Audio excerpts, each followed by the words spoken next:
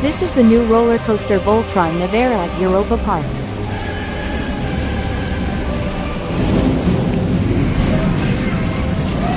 The ride has 4 launches, including one backwards launch.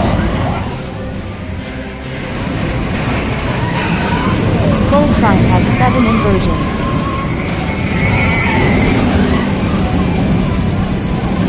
On busy days, Voltron can operate with 7 trains at once, creating a capacity of 1,600 people per hour.